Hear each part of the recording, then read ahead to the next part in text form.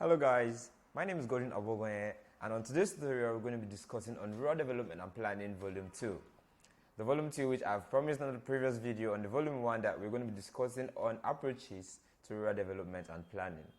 So a proper approach to development will bring an aesthetic result in the ending, isn't it?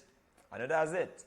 So stay tuned on this channel. And if you haven't already, I would like you to click to the subscribe button and the notification icon and get notified whenever I post any video right here on this channel. So stay tuned on the channel. So the approaches are, I'll be sharing with you 6 approaches to rural development and planning. And there are like 7 approaches or more on rural development and planning. But on this tutorial, I'll be sharing with you guys 6 approaches to rural development and planning. The number 1 approach is the nucleated and combined approach. The nucleated and combined approach, it is combined because it is approach to all sectors. It is dealing with all sectors in rural settlements, unlike the sectorial approach. In this combined approach, all sectors must be treated. All sectors with problems must be treated accordingly. And it is nucleated because it involves many organizations. The non-governmental organizations are also within the system, within this approach to development of rural settlements.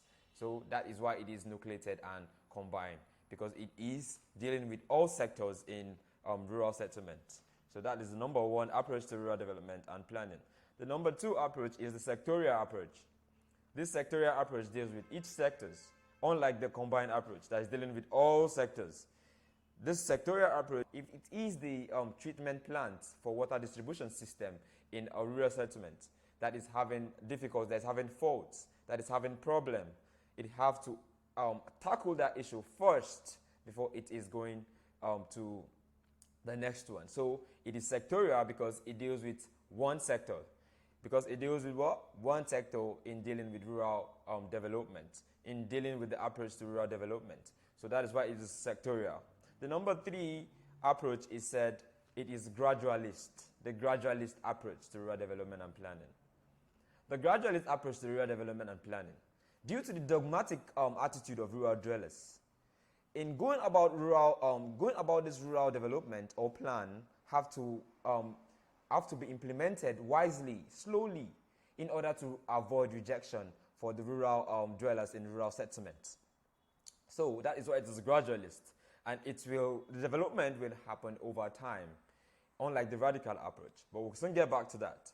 It is gradualist because it has to come slowly by slowly. You won't just bring development to a society where they know nothing like that.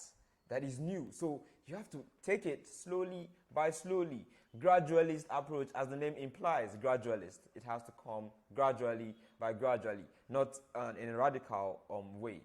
So that is the number 3 approach to rural development and planning.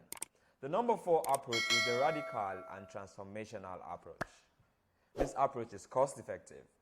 It is cost effective due to it is radical. It is transformational. Once it happens, and many more labor have to be employed in carrying out this approach in rural settlement. So it is actually transformational due to it is cost effective and not time consuming, unlike the gradualist approach, which the gradualist approach is time consuming in developing rural settlements. So that is the number 4 approach to rural development and planning.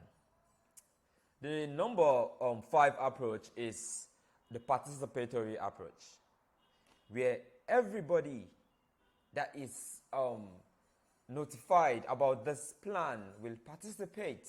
Where under the participatory approach, we have the passive participatory approach, where the rural dwellers have an opinion, have an idea, have opinion in what is supposed to be implemented in their settlements, in their society.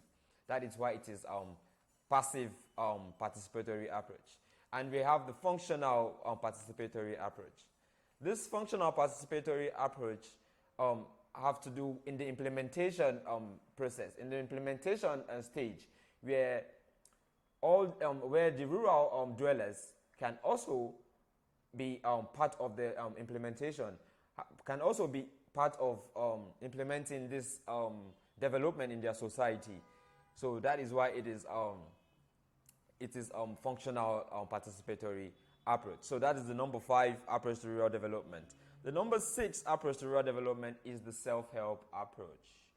You and I can actually be in a settlement where we can identify a problem, show concern about the problem, and notify the government if we can't do that ourselves. But we actually identify that problem and notify the government to actually come about this approach. So that is why it is self-help. You actually do, the dwellers or an individual in rural settlement actually identify a problem and pick challenge and start to develop and start to go about and how this problem is going to be solved, how it's going to be settled in their society. That is why it is self-help approach. So by this 6 approach to rural development and planning, going through all this approach can actually get an aesthetic ending of this development in rural settlement. These are the approaches to rural development and planning. So, and on the next video, guys, that I'll be sharing the planning process, in which all planning processes are one, which will be the rural development and planning volume 3. So guys, if you haven't already, don't forget to click to that subscribe button and the notification icon and get notified whenever I post any video right here on this channel. See you next week, guys. Bye.